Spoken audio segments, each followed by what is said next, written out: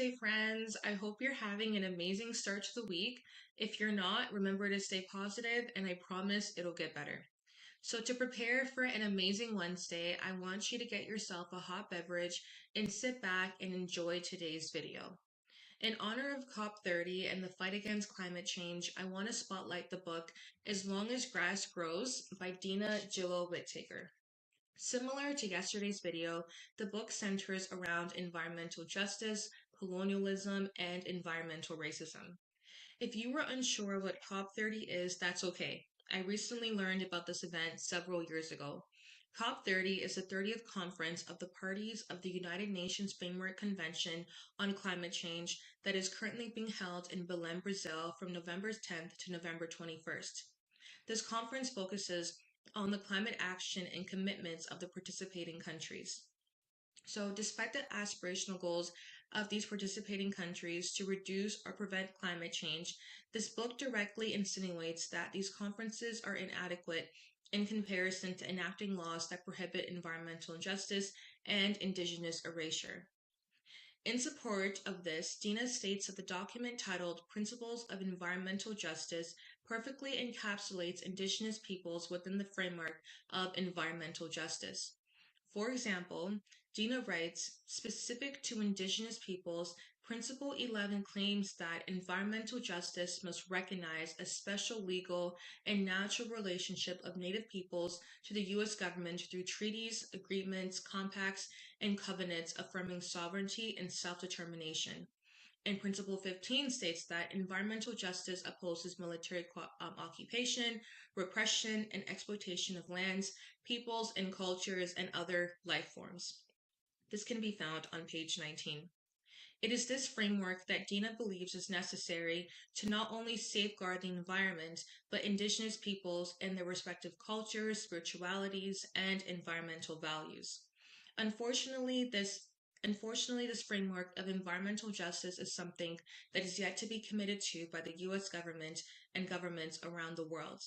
Specifically, Dina writes that it was a big step forward in recognizing the distinction between Indigenous populations and all others, necessary in framing legal approaches to environmental justice, a goal that has yet to be fully recognized, and this can also be found on page 19. Through historical lens, Dina illustrates that the historical violence towards Indigenous peoples in the United Settler States, also known as the United States of America, necessitates the preservation of Indigenous peoples, land, and culture within the framework of environmental justice. To accomplish this, policymakers of the United States of America must acknowledge and accept the genocide inflicted upon Indigenous peoples to accommodate their growing settler population. For example, the book states that in the mid-1850s, Round Valley was known as Namkult, the traditional dwelling of the Yuki people. California was deeply engaged in its explicitly genocidal campaign against indigenous populations. Around 1857, militia groups began clearing out entire villages as far south as Sonoma County, foremarching them under the threat of violence in what has passed down in Pomo oral histories as the Death March, the tale of death of babies, elders, and great misery. So to start, I want to say that I respect the Jewish community and admire their strength and resilience that they have demonstrated throughout history and continue to demonstrate to the world. However, as noted in the book, genocide is often widely referred to the experience of the European Jewish community to dispel the histories of indigenous genocide inflicted by European settlers, which I consider to be racist and biased. I say this not to offend my Jewish brothers and sisters, but to shed light on the truth. According to Dina, to be a person of direct indigenous descent in the U.S. today is to have survived a genocide of cataclysmic proportions. Some Native people have described the experience of living in today's world as post-apocalyptic. That's insane.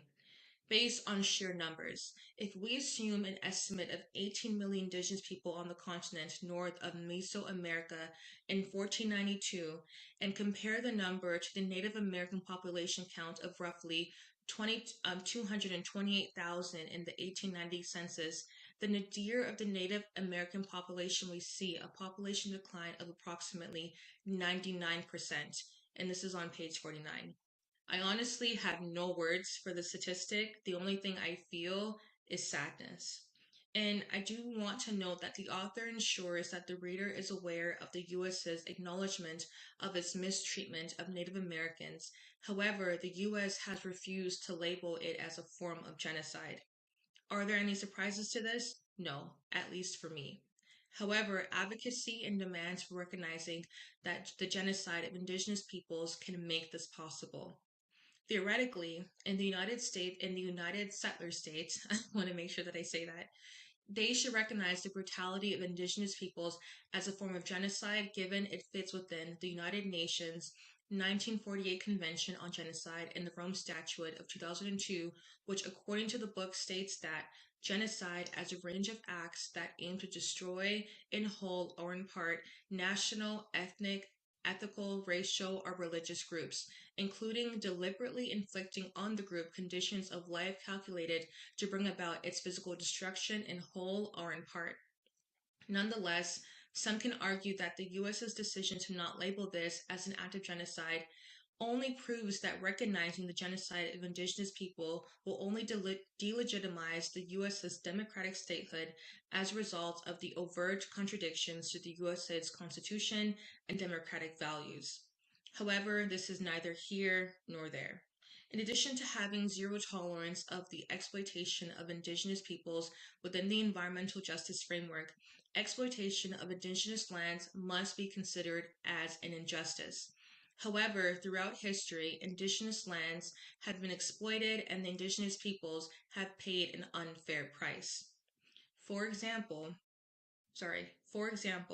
after the court's articulation of the Discovery Doctrine, President Jackson was signed the Indian Removal Act in 1830, expelling the Cherokee and the other four of the so-called five civilized tribes from their homelands in Georgia and the broader South, setting the stage for removal as federal Indian policy, and this can be found on page 56.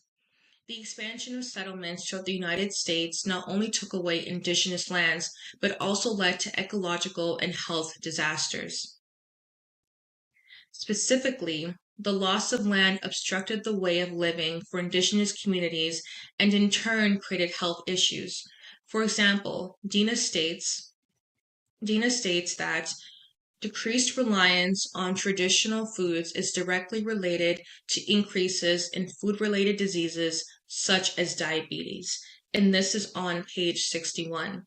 In addition to the health-related issues attributed to the loss of indigenous land, the extraction of raw materials around or on indigenous land has contributed to land degradation. For example, the book states that in 2014, Indian Country Today reported that of the United States' 1,322 Superfunded sites, 532 of them were located on Indian lands. These sites are not just uranium or coal mines either. Of the top 6 sites, the Indian Country Today story listed, however, the majority were the result of extractive industries, or the Sulphur Bank Mercury Mine, which is now the home of the Elm Band of Pomo Indians in Northern California, where mercury poisons people's bodies and contaminated nearby Clear Lake, a traditional source of fish for the tribe, making it the most mercury-polluted lake in the world. And this is on page 68. The various examples detailed by Dina are necessary for the reader to understand the importance of including indigenous peoples within the environmental justice framework. Although there are heavy recounts of indigenous suffering and brutality, the book ends with a glimmer of hope. The author Dina states that after the success of stopping the development of a toll road in Pani, which is a sacred archaeological site of the Ashijamen, please forgive me if I don't get to pronounce the word properly, there seems to be hope in the legitimizing of environmental justice for indigenous communities. Specifically, in a statement following the rejection of a permit for the toll road, Commissioner Mary I can't pronounce her last name. So Commissioner Mary stated that there is a huge disconnect in understanding between the Native American culture and the what I call it, the rest of the culture of California. What I learned and came to respect is that for Native Americans, quite often their sacred sites are different. They're absolutely tied to and integral to a specific place on the earth. Churches, synagogues, and I believe mosques can be moved. They can be moved and they can be re-blessed, or whatever that particular religion calls for. And the worship can go in a different place. The Native Americans, this is often not the case, and this is found on page 135. The statement was integral to acknowledging the sacredness of Indigenous lands to their culture and as such was a sign that the inclusion of Indigenous peoples within the environmental justice framework is within the realm of possibility. Currently, COP30 is taking place in Brazil, and Indigenous communities of the Amazon rainforest are urging political leaders and the public to invoke their inherent right to being the shepherds of the land. Specifically, several days ago, an Indigenous-led protest demanded that their lands be ridded of extractionists since companies continue to encroach on the Amazon rainforest. This proves that even though this book was published on April 2nd of 2019, its literature still remains relevant. Indigenous communities in the US, Canada, and Brazil need to be given the right to their lands, and their lands should not be open to extractivism. Until we recognize the importance of upkeeping the rights of Indigenous peoples, climate change will continue to worsen and planet Earth will become uninhabitable. After watching today's video, I hope you are encouraged to purchase the book As Long as Grass Grows by Dina Gilio-Whitaker. This book is not only great for academic readers, but for recreational readers that are looking to have a deeper understanding of Indigenous history and their importance to solving climate change. This book was truly captivating and I couldn't get myself to stop reading.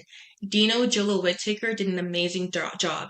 And Dina, if you're watching this, I love this book. Like, I love it so much. So, for this reason, I again want to encourage you to read this book so that you can thoughtfully add to the climate change conversation. All in all, I'm happy I was able to bring awareness to COP30 with this book because it is a must read. I want you guys to let me know in the comments what your thoughts are on the lack of action surrounding environmental injustice for Indigenous peoples and its correlation with climate change. I believe this conversation isn't being had enough, and I want to keep this conversation going. So on Thursday, I'll be back again with another video, and this time we're going to step into the literary world of Palestine.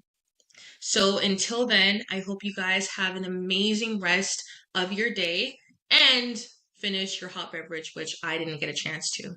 Bye.